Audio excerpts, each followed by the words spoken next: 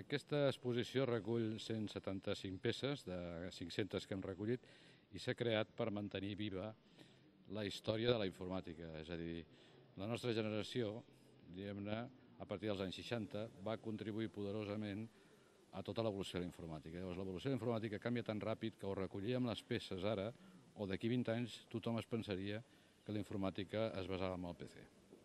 Aquest és el motiu pel qual es va fer aquesta exposició. Llavors, aquesta exposició recull la història del càlcul des del començament, des de l'àbac, de l'edat antiga, fins avui dia, evidentment centrant-se després en tota l'evolució dels ordinadors a partir de la creació de la tabuladora pels americans el 1890. Llavors intenta que la gent vegi com la innovació ha fet possible que una màquina que el 1890 processava 2 o 3 fitxes per minut a màquines d'avui dia que van milions de transaccions per segon, doncs com aquesta evolució ha sigut. Una màquina dels anys 50, una UR, que era una màquina que es programava per cables. És a dir, aquí es pot veure perfectament com es programava per cables. Totes aquestes màquines eren molt lentes. Després hi ha màquines de la universitat. Tenim una rèplica de l'Enigma, que és la màquina que feien servir els anglesos, els francesos i espanyols. A Espanya també n'hi havia per desxifrar els missatges codificats dels alemans. I després ja comencem amb la màquina 360, que és la que va produir el gran boom de la informàtica. Va ser el que va estandarditzar i a partir d'aquell moment, diguem-ne, ja es va començar a extendre a les empreses.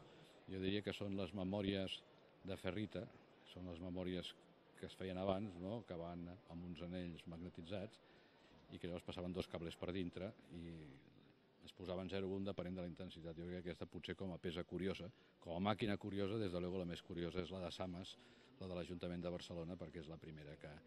I després, a la banda de PC, n'hi ha diverses, perquè el primer Apple, el primer IBM, hi ha molts PCs molt interessants, els Commodores, màquines que avui dia marques que no existeixen. Jo crec que aquesta informació, aquesta exposició té dos elements. Un, que és el físic, això que veiem, aquí veurem tots aquests aparells que ens han envoltat, i l'altre, que és el rerefons, allò que al darrere del que aquí està succeint, al darrere del que aquí veiem, s'està produint en les nostres societats. Hem aconseguit emmagatzemar molt i molta informació. Ningú abans de nosaltres havia estat capaç de fer-ho amb tanta intensitat. Cap generació de joves com les d'avui té a la seva disposició tanta i tanta informació.